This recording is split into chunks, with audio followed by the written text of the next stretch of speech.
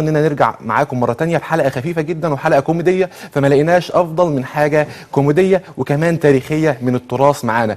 الفن بيقدمه بعض الموهوبين في مصر زي ما قلت، عشان كده معايا النهارده ضيفي اللي مشرفني في الاستوديو الاستاذ محمد عزيز صاحب موهبه فن المقامه. اهلا بحضرتك يا فندم. اهلا بيك يا فندم، ازي حضرتك؟ الحمد لله تمام. بص، في البدايه كده احنا عايزين نعرف ونعرف المشاهد ايه هو فن المقامه. احنا قلنا ان هو فن كوميدي، ولكن قربني منه شويه.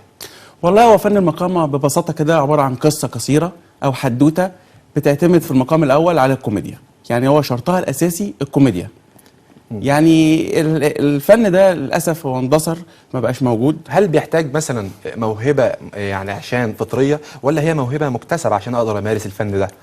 كتابة الكوميديا بالذات بتحتاج موهبة فطرية، لأن كتابة الكوميديا من أصعب الكتابات في الأدب. يعني الفن ده كده مش اداء فقط، ده اداء وكتابه. أداء وكتابة، يعني أهم حاجة الكتابة، لأن بنفتقد الكتابة الكوميدية حاليا، فبيطلع بعض الحاجة اللي هي دون المستوى، فللأسف ممكن نلاقي فيها الضحك قليل، ما مش هو المطلوب يعني. الحاجه اللي انت بتقول عليها دي يعني في كوميديا كتيره جدا موجوده على الساحه الاعلاميه حاليا دلوقتي، فايه اللي يخليني اميز يعني الكوميديا العاديه والكوميديا فن المقامه؟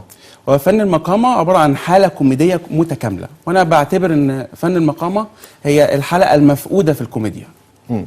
طيب قول لنا بقى، انت النهارده مجهز لنا ايه كده النهارده؟ مقامات ايه النهارده كده؟ والله أنا مجهز حاجة اسمها دكتور الرجيم من قلب الحدث في مولد سيد الطفس. تمام. وايه تاني؟ في عربي فوبيا والسوشيال لوبيا. تمام. وفي كورونا الجميلة. كورونا جميله. ليها فلسفه كده يعني. في تاني؟ في حماتك كيوت معمول لها عمل على كبده عنكبوت. طب يلا نبدا كده في البدايه كده ب دكتور الرجيم من قلب الحدث في مولد سيد الطفس. وطبعا زي ما قلنا كده هو فن كوميدي، وحابين ان احنا نرجع معاكم مره ثانيه بحاجه كوميديه وحاجه خفيفه جدا. اتفضل.